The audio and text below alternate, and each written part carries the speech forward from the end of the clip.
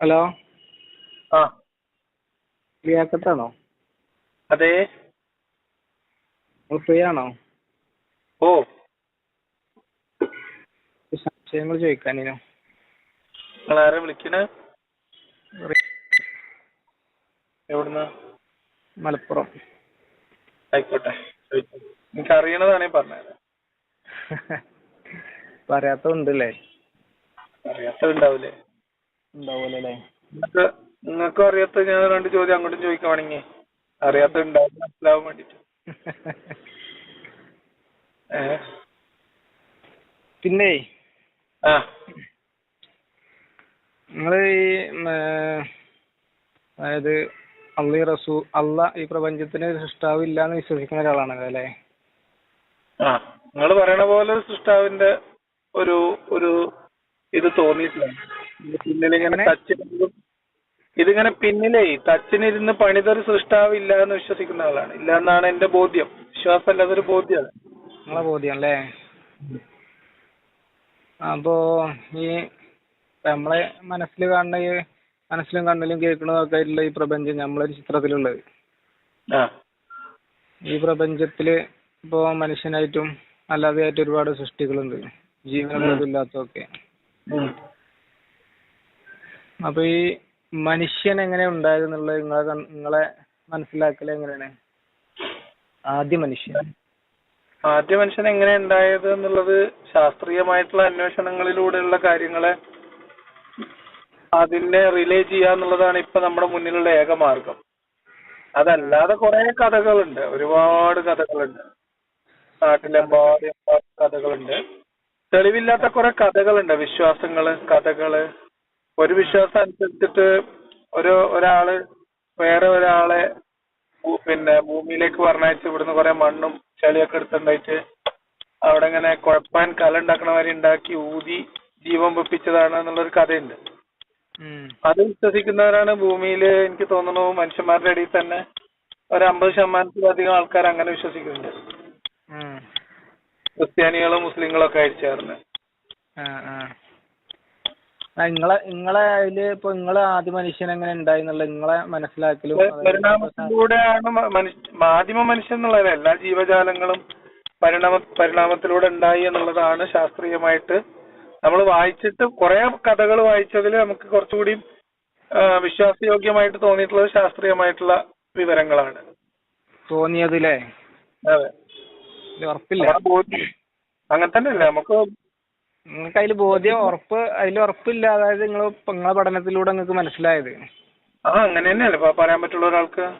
അതെ, ഓക്കെ. അപ്പോ അതില് ഞാൻ ചോദിക്കണം എന്താ വെച്ചാല് മറ്റു സൃഷ്ടികളെ കുറിച്ചല്ല, ആദ്യ മനുഷ്യൻ ഉണ്ടായത് നിങ്ങൾ പരിണാമത്തിലൂടെയാണ് പറഞ്ഞത്. ഏതപ്പോ ആദ്യത്തെ മനുഷ്യൻ ആരാ? അയാളുടെ പേരും അയാളുടെ വയസ്സും ഉയരവും ഒന്നും എനിക്കറിയില്ല കേട്ടോ. അതാ ഞാൻ ചോദിക്കണത്. അപ്പൊ ഫസ്റ്റ് ഇപ്പൊ എനിക്കൊരു ഉപ്പുണ്ട്, എനിക്ക് ഉപ്പാന്റെ ഒരു ഉപ്പുണ്ട്, അങ്ങനെ പോകണ്ടല്ലോ. അങ്ങനെ അത് എത്തുന്നത് നിങ്ങളൊരു 3 ഉപ്പാന്റെ അപ്പുറത്തേക്കുള്ള ഉപ്പാന്ന് ചോദിച്ചാൽ നിങ്ങൾക്ക് അറിയില്ലല്ലോ. 3ഓ 4ഓ ചോദിച്ചു എന്റെ അപ്പുറത്ത് ചോദിച്ചാൽ നിങ്ങൾക്ക് അറിയാം. അല്ല, ഉള്ളതുകൊണ്ടല്ലേ ഇപ്പൊ നമ്മൾ ഉണ്ടായത്. ഉണ്ട്, അത്രേ ഉള്ളൂ. അപ്പൊ അതിലിപ്പോ നിങ്ങളെ മനസ്സിലാക്കൽ എങ്ങനെയാണെന്നുള്ളതാണ് ചോദിക്കുന്നത്. ഞാൻ അതിനെ കുറിച്ച് അങ്ങനെ ഭയങ്കര ഇരുന്ന് ആലോചിച്ച് അടങ്ങാറായിട്ടില്ല. നമ്മളിപ്പോ ഒരുപാട് കടന്ന് ആലോചിക്കാനും മാത്രമുള്ള വിഷയമായിട്ട് എനിക്ക് തോന്നിയിട്ടില്ല. നിങ്ങളിപ്പോ എന്താ അങ്ങനെ ആലോചിക്കാൻ കാരണം? അല്ല, അത് എങ്ങനെയാണ് നിങ്ങൾ മനസ്സിലാക്കൽ എന്നുള്ളത് അറിയാൻ വേണ്ടിട്ടേ.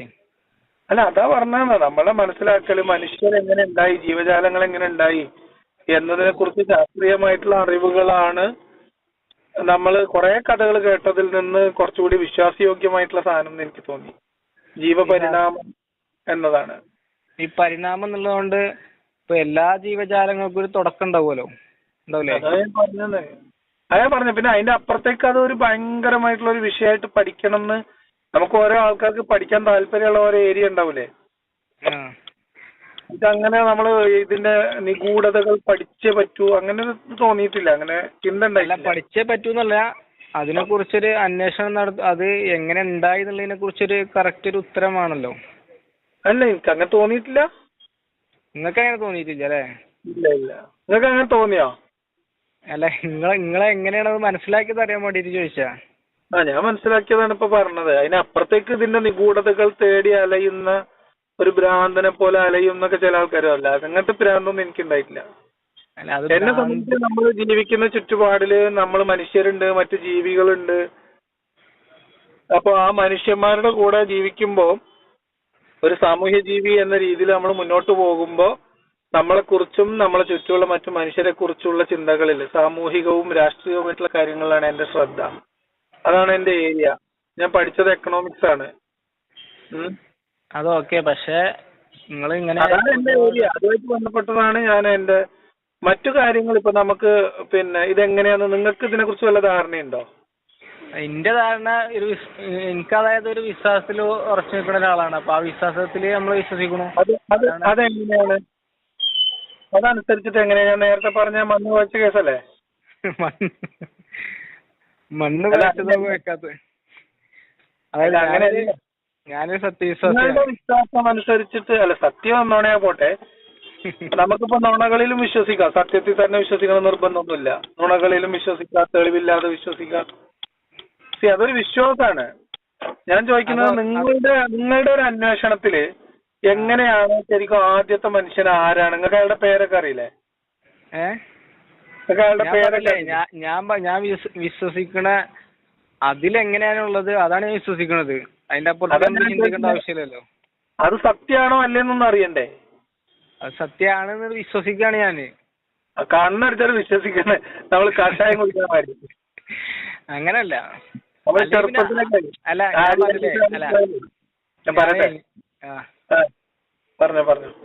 അല്ലേ, ഞാനിപ്പോ ഞാൻ ആ വിശ്വാസത്തിൽ നിർത്തി. അതിനപ്പുറത്തേക്ക് ഞാൻ ചിന്തിക്കണില്ല.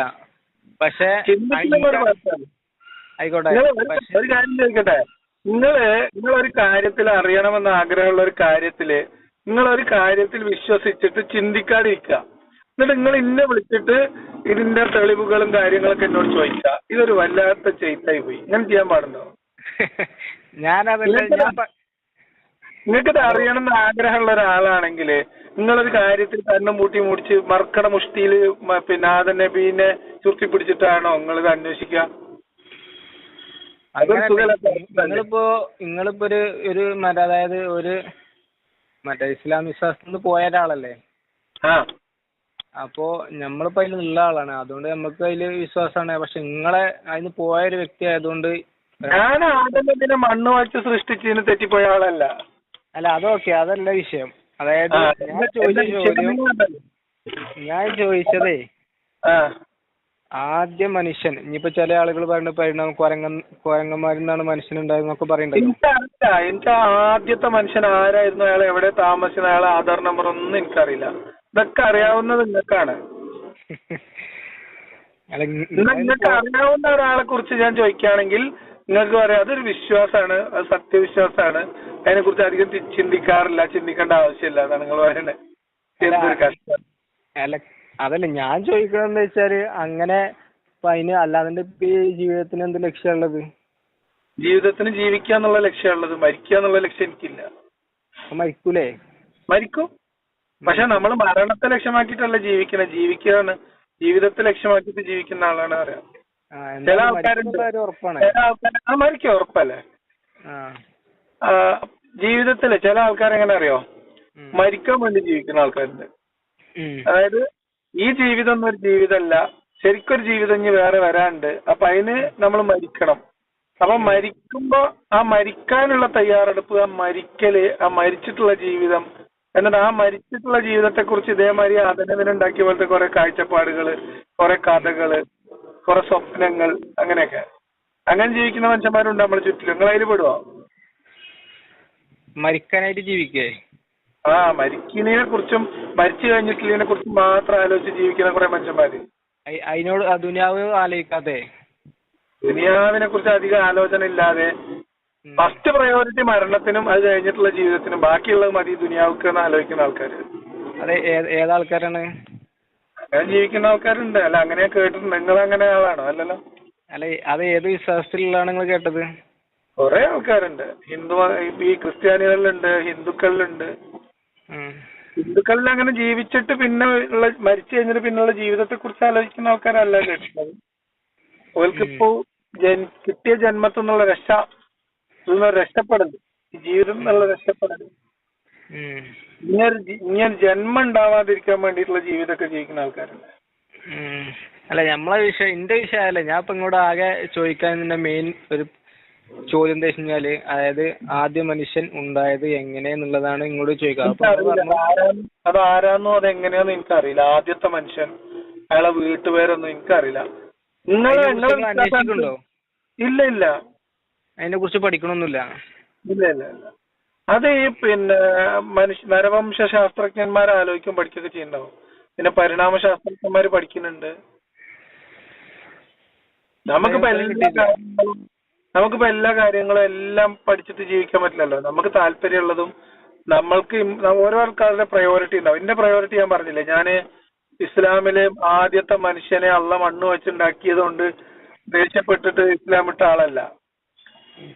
എന്നെ സംബന്ധിച്ച് മനുഷ്യർ നമ്മളിപ്പോ ജീവിക്കുന്ന ഈ ആധുനിക കാലത്ത്, അല്ലെങ്കിൽ നമ്മളെ സമകാലികർ, നമ്മൾ ഏതൊരു മനുഷ്യനും ജീവിക്കുമ്പോ അവര് ജീവിക്കുന്ന കാലഘട്ടത്തിലുള്ള സഹജീവികളുണ്ട്. അവരുമായി ബന്ധപ്പെട്ട ഇസ്ലാമിന്റെ വീക്ഷണങ്ങളും അതിലെ നിയമങ്ങളും അതിലെ പ്രശ്നങ്ങളും അതിലെ മനുഷ്യത്വ വിരുദ്ധതയും അങ്ങനത്തെ കാര്യങ്ങളൊക്കെ വെച്ചിട്ട് ഇത് ജീവിതത്തിൽ പുലർത്താൻ പറ്റുന്ന മൂല്യങ്ങളല്ല എന്ന് മനസ്സിലാക്കിയിട്ട് വിട്ട ആളാണ്. അങ്ങനെ നിങ്ങൾ മനസ്സിലാക്കി അല്ലേ? അതെ അതെ. അപ്പോ നിങ്ങളെ കല്യാണം കഴിഞ്ഞാണോ? അതെ അതെ. നിങ്ങളെ എന്താപ്പോ ഭാര്യ അതായത് വിശ്വാസത്തിലാണോ അതോ നിങ്ങളെ വിശ്വാസത്തിലാണോ? അത് കുറെ കാലം ഞാൻ വിശ്വാസി അല്ലാതെയും മോള് വിശ്വാസത്തിലായിരുന്നു.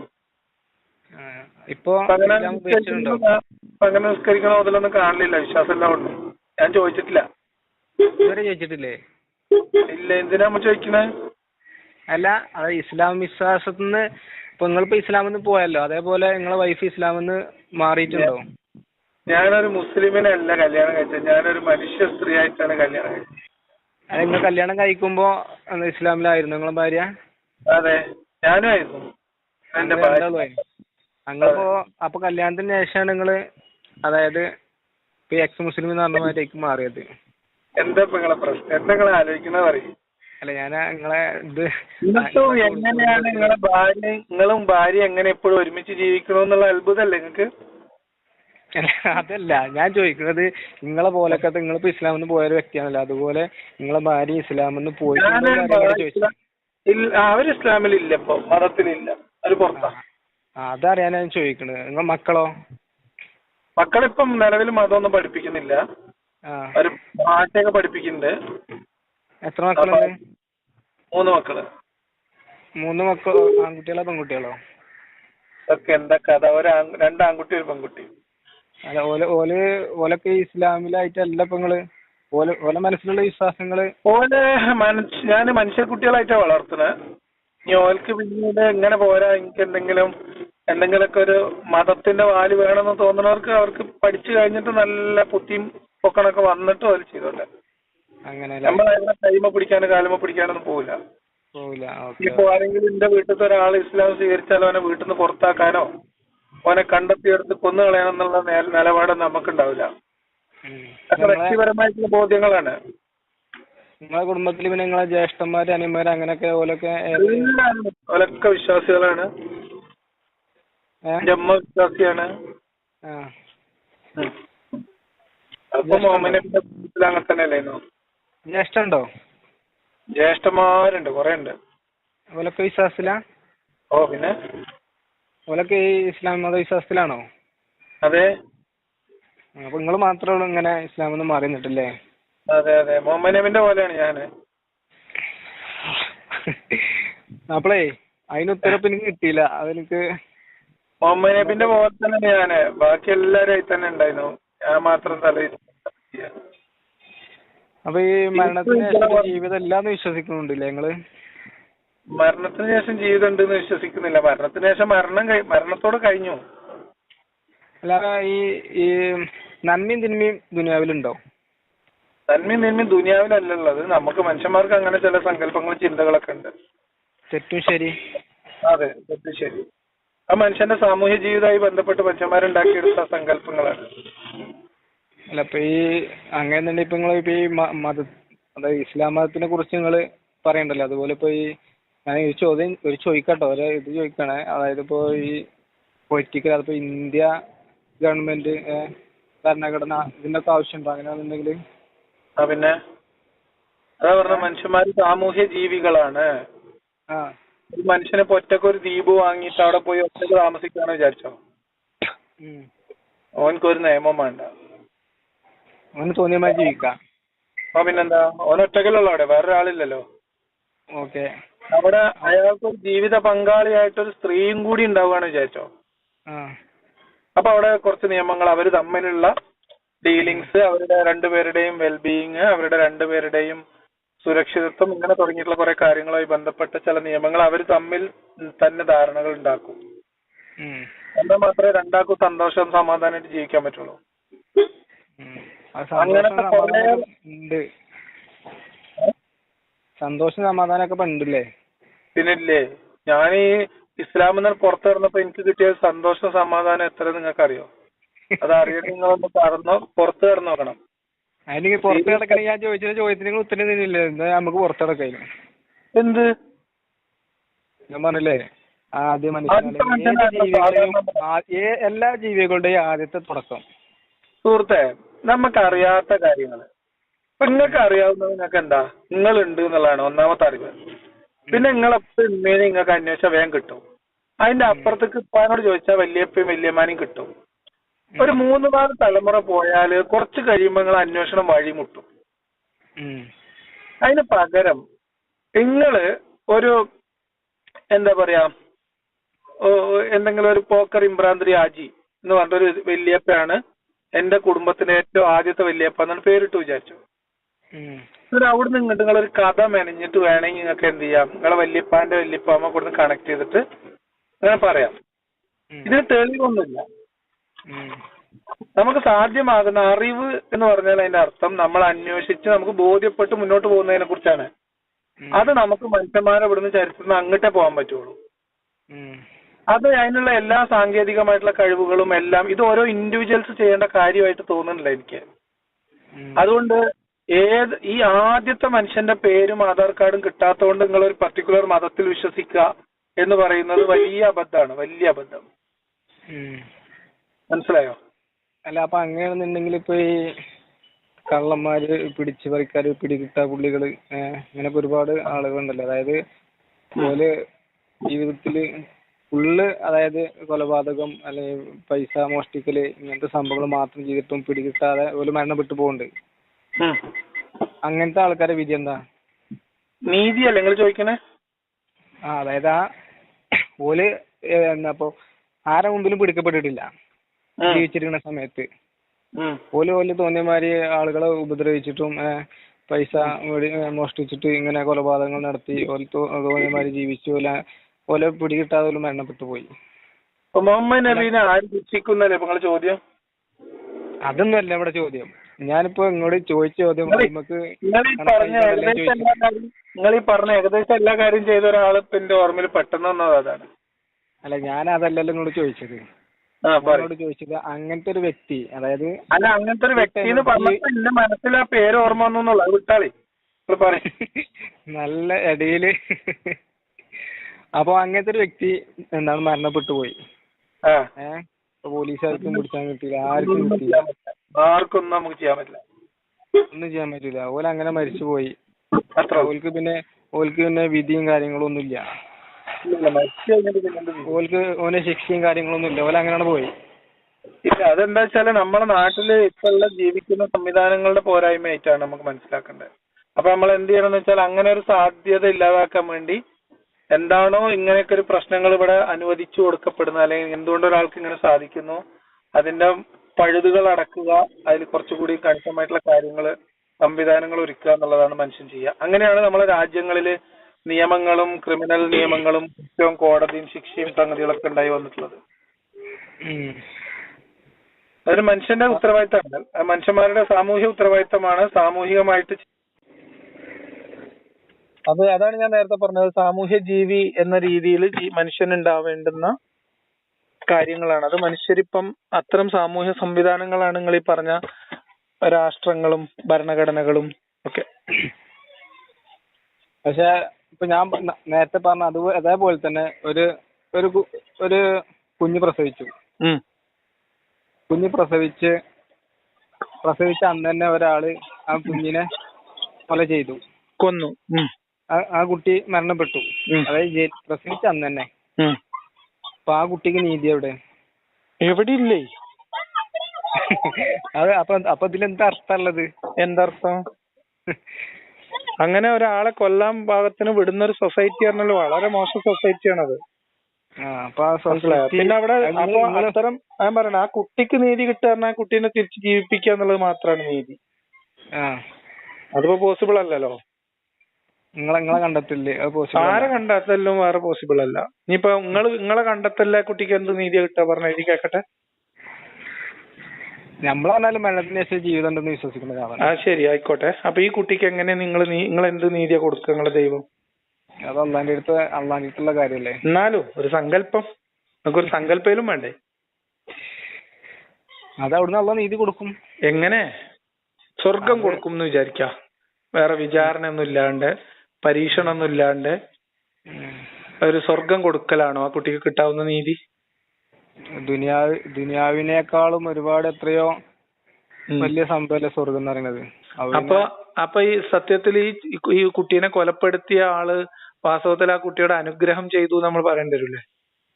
എങ്ങനെ പറയണു? പരീക്ഷണം അങ്ങനെയാണെന്നുണ്ടെങ്കിൽ ഇസ്ലാം മതവിശ്വാസം ആ വ്യക്തിനെ കുറിച്ചുള്ളതല്ല പറഞ്ഞ, ആ വ്യക്തിയെ സംബന്ധിച്ച പിന്നെ ഗുണോ ദോഷോ എന്നുള്ളതല്ല. ആ കുട്ടിയെ സംബന്ധിച്ച് ഇയാൾ ചെയ്തത് ഉപകാരമല്ലേ ചിലപ്പോ? ഏത്? ആ കുട്ടിയെ കൊലപ്പെടുത്തിയത് കുട്ടിക്ക് ഉപകാരം. ഇങ്ങനെ ഒരു കഥ ഏതോ ഒരു പ്രവാചകൻ ഇങ്ങനെ ഒരു കുട്ടീനെ രക്ഷപ്പെടുത്തിയ കഥയില്ലേ? ഏതാ? ഹിളർ നബിയ? എനിക്കറിയില്ല. എന്താ കഥ? ഞാൻ ഒരു കാര്യം ചോദിക്കട്ടെ, നിങ്ങള് മുത്തല്ലിമ? സത്യം പറ മുത്തല്ലിമ അല്ലേ? നോണ പറയല് ഹറാമല്ലേ? ഞാൻ നോണയാണോ സത്യമാണോ പറഞ്ഞു? ഇപ്പൊ ഞാൻ ചോദിക്കാം, നോണ പറയല് ഹറാമാണെന്ന് നിങ്ങളൊന്ന് ഓർമ്മിപ്പിച്ചാണ്. നിങ്ങൾ പറയും മുത്തല്ലിമാണോ? എനിക്ക് മുത്തല്ലിമിന്റെ ഫീല് വരുന്നു. മുത്തല്ലിമൊന്നുമല്ല, അതുകൊണ്ടല്ലേ ഞാൻ അല്ലാന്ന് പറഞ്ഞത്. സമാധാനം. നിങ്ങളൊരു അന്വേഷിയാണ്. അതായത് ഞാൻ ഒന്ന് രണ്ട് കാണുന്നില്ല. അതായത് വീഡിയോസുകളെ ഒന്ന് രണ്ട് വീഡിയോസുകൾ ഞാൻ ചില വീഡിയോസുകൾ ഞാൻ ഫുള്ളായിട്ട് കാണില്ല. അവിടെയും ഇവിടെ ഇങ്ങനെ തുടക്കം കാണുകയാണെങ്കിൽ പിന്നെ സെന്റർ ആക്കാനും പിന്നെ അവസാനം അല്ല ഫുള്ളായിട്ട് കണ്ടിന്യൂ ആയിട്ട് കാര്യം അങ്ങനെ ചെയ്യരുത്. വൃത്തിക്ക് ചെയ്യണം ചെയ്യുമ്പോ. അപ്പൊ എന്താ വെച്ചാല് അപ്പൊ അതിൽ എനിക്ക് നിങ്ങളോട് കുറച്ച് ചോദ്യങ്ങൾ ചോദിക്കണമെന്നുണ്ടായിരുന്നു. നിങ്ങൾ ഈ ലാസ്റ്റ് ചോദിച്ച ചോദ്യമൊക്കെ ഈ വിഷയം തന്നെ, അതായത് അൾട്ടിമേറ്റ് ജസ്റ്റിസ്, ആത്യന്തിക നീതി വേണ്ടേ എന്ന് പറഞ്ഞിട്ട് ഞാനൊരു വീഡിയോ ആയിട്ട് തന്നെ ഒരാളോടുള്ള സംഭാഷണം അപ്ലോഡ് ചെയ്തിട്ടുണ്ട്. ഈ കാര്യങ്ങളൊക്കെ വിശദമായി ചോദിക്കുന്നുണ്ട്. അൾട്ടിമേറ്റ് ജസ്റ്റിസ് എന്ന് പറയുന്നത് നമുക്ക് നമ്മളുടെ ഒരു എന്താ പറയാ വിഷ്ഫുൾ തിങ്കിങ് എന്ന് പറയും. നമ്മളൊരു ആഗ്രഹ ചിന്തയാണ്. അതുണ്ടാവണം എല്ലാവർക്കും ആഗ്രഹമുണ്ട്. എന്റെ കണ്ടെത്തില്ലേ നിങ്ങളെ റൂട്ട് കറക്റ്റ് അല്ല എന്നാണ് എനിക്ക് തോന്നുന്നത്. നിങ്ങളൊന്നും കണ്ടെത്തിയിട്ടില്ലല്ലോ, നിങ്ങൾ പഠിപ്പിച്ചെന്ന് ആദ്യമാരും വിശ്വസിക്കല്ലേ? അതെ. പിന്നെ ഇവിടെ കണ്ടെത്തല് ഞാൻ പറയണതാണ് എന്റെ കണ്ടെത്തല്. ഞാൻ എന്റെ ചിന്ത ഉപയോഗിച്ചിട്ടുണ്ട്. അതായത് നിങ്ങൾ പറഞ്ഞ പോലത്തെ വിശ്വാസത്തിൽ നിന്നുകൊണ്ട് അത് ശരിയാണോ തെറ്റാണോ എന്ന് പഠിക്കാൻ ശ്രമിച്ച് അത് ശരിയല്ല എന്ന് ബോധ്യപ്പെട്ട്, അപ്പൊ അതാണ് എന്റെ കണ്ടെത്തലും ചിന്തയും. പക്ഷെ ഉപയോഗിച്ചിട്ടില്ല. തെറ്റായ രീതിയിലാണ് മനസ്സിലാക്കുന്നത്. അത് നിങ്ങൾ എന്നെ ബോധ്യപ്പെടുത്തിക്കോ. ഞാൻ എന്റെ എന്ത് ചിന്തയാണ് തെറ്റായിട്ട് നിങ്ങൾക്ക് തോന്നിയത്?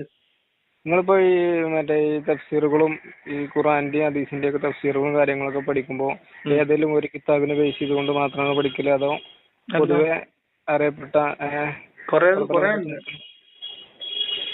അതിലൊക്കെ നിങ്ങൾ അതിന്റെ പഠനത്തിന്റെ ഭാഗമായിട്ടാണ് നിങ്ങൾ ഇങ്ങനൊക്കെ ഒരു ധാരണയിലെത്തിയത്? അതെ. എന്നെ ഒറ്റക്ക് സ്വന്തം നിലക്ക് പഠിക്കാൻ എന്നെ നിർബന്ധിച്ച രണ്ടാൾക്കാർ, ഒന്ന് ഹുസൈൻ സലഫി, ഒന്ന് പിന്നെ പേരോടുമാണ്. ആര്? ഹുസൈൻ സലഫിയും പേരോടും. ഓല് രണ്ടാളൂടെയും കോഴിക്കോടോ കണ്ണൂര് വെച്ചിട്ട് ഈ നാദാപുരത്ത് വെച്ചൊരു ഖണ്ഡന മണ്ഡനം നടന്നു. ഓർമ്മ ഉണ്ടോ? നിങ്ങൾക്ക് എത്ര വയസ്സുണ്ട്? ഞാൻ വെറുതെ ഒരു ഇതറിയാൻ ചോദിക്കാണ്. മീൻസ് ആ ഖണ്ഡനത്തെ കുറിച്ച് കേട്ടിട്ടുണ്ടോന്ന് അറിയാൻ വേണ്ടി ചോദിക്കാം. നാദാപുരം ഖണ്ഡനം. 34 വയസ്സ്. അപ്പൊ ഞാന് ഇപ്പൊ കുറച്ചായിട്ടുള്ളൂ ഇതിനെ കുറിച്ച് കുറച്ച് ഇങ്ങനെ പഠിക്കലും. മദ്രസ കഴിഞ്ഞിട്ടാണ് വിട്ടതായിരുന്നു.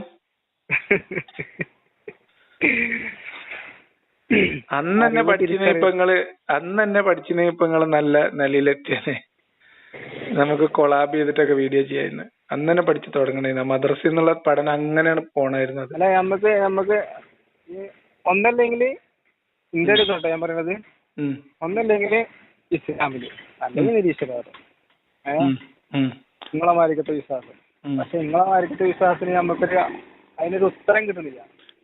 അതിനെന്തിനാ ഉത്തരം? എന്തിനാ ഉത്തരം ഇല്ലാത്ത? നിങ്ങൾ ഉത്തരം തന്നില്ല, നിങ്ങൾ കണ്ടെത്തിയിട്ടില്ലാന്ന് പറഞ്ഞു. അപ്പൊ നിങ്ങൾ പറയും, നിങ്ങളുടെ അടുത്തുള്ള എന്താ? നിങ്ങളൊരു വിശ്വാസമാണ് സുഹൃത്തെ. ആ വിശ്വാസത്തിന് എന്തോ കുഴപ്പമുള്ളത്? ഒരു കുഴപ്പമില്ല. അല്ലെങ്കിൽ പിന്നെ നിങ്ങളെ വിശ്വാസം അതേപോലെ വിശ്വസിച്ച എന്താ കുഴപ്പമുള്ളത്? ഏത്? അതെ, അതേപോലെ ഇപ്പൊ ഞാൻ എന്റെ ചിന്ത അല്ലെങ്കിൽ ഞാൻ പിന്നെ ശരിയാണെന്ന് വിചാരിക്കുന്ന ശാസ്ത്രീയമായിട്ടുള്ള അറിവുകളാണ് ശരി എന്നാണ് വിശ്വസിച്ച എന്താ കുഴപ്പമുള്ളത്? ആ അറിവിലിപ്പോ നിങ്ങള് അതിന് ഉത്തരം തന്നിട്ടില്ലല്ലോ. എന്താ അറിവ്? ആദ്യം മനുഷ്യൻ അതുമായിട്ട് എന്താ സുഹൃത്തെ ബന്ധം? അത് ബന്ധമില്ലേ? അല്ലെങ്കിൽ പിന്നെ നമുക്ക് അതിന് ഉത്തരം നിങ്ങള് അല്ലെങ്കിൽ നിങ്ങളെ എന്ത് ബന്ധം? ആദ്യത്തെ മനുഷ്യന്റെ ആധാർ കാർഡ് കാണാനില്ല എന്ന് പറഞ്ഞിട്ടാണ് ഒരാള് ഒരു കഥയിൽ വിശ്വസിക്കോ? അങ്ങനൊന്നുമല്ല. നിങ്ങളിപ്പോ ഒരുപാട് ഈ ഇതൊക്കെ പഠിച്ച് ഇപ്പൊ ഞാൻ ഒരു ഉദാഹരണം പറയാം. നമുക്കിപ്പം ആധുനിക കാലത്ത് ജീവിക്കുന്ന മനുഷ്യന്മാരുടെ മൂല്യങ്ങളുമായിട്ട് കമ്പയർ ചെയ്തിട്ട് നോക്കാം.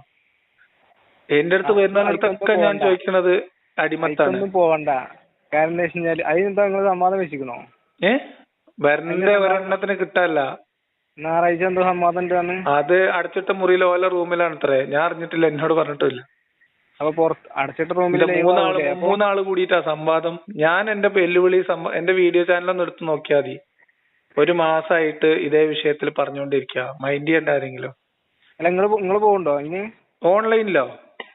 അല്ല ഇപ്പൊ ഈ പറഞ്ഞ ഞായറാഴ്ചത്തെ ഞാൻ അറിഞ്ഞിട്ടന്നെ ഇല്ല.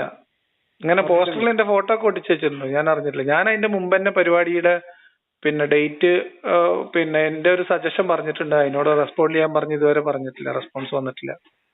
കോഴിക്കോട് വെച്ചിട്ടാണ് പരിപാടി. പോലും വന്നില്ലെങ്കിൽ ഈ വിഷയം പിന്നെ നമ്മൾ കോഴിക്കോട് വെച്ച് സംസാരിക്കാനാണ്. അല്ല നിങ്ങൾ പോകുന്നുണ്ടോ? പോണ കാര്യം തീരുമാനിക്കണോ നിങ്ങൾ? എങ്ങോട്ട്? ഓൺലൈനിലേക്കൊന്നും. ഓൺലൈൻ സംവാദം, വാട്സപ്പ് സംവാദം, അതെന്തത്? എന്താ ഇപ്പൊ ഇത് നാട്ടുകാരെ മുമ്പിൽ സംഭവിച്ച എന്താ കുഴപ്പം? ഞാൻ അതിന് തയ്യാറാണല്ലോ. ലൈവ് വിട്ടാലും നാട്ടുകാരുടെ മുമ്പിൽ തന്നെ അല്ലേ? അല്ല, ആ നാട്ടുകാരുടെ മുമ്പിൽ എങ്ങനെയാവണ? സ്റ്റുഡിയോന്റെ ഉള്ളിലല്ലേ? നിങ്ങൾ സംസാരിക്കണ ലൈവായിട്ട് അത് പോരാ. അത് നമ്മള് ക്യാമറമാൻ ഉദ്ദേശിക്കുന്ന ഭാഗമല്ല. അങ്ങനെയല്ല, അങ്ങനെ ആൾക്കാരെ മുമ്പിൽ കിട്ടണം. അതല്ല അതിന്റെ ഒരു രസം. ആ സംവാദം ഓൺലൈൻ സംവാദമാണോ കേൾക്കാൻ രസം?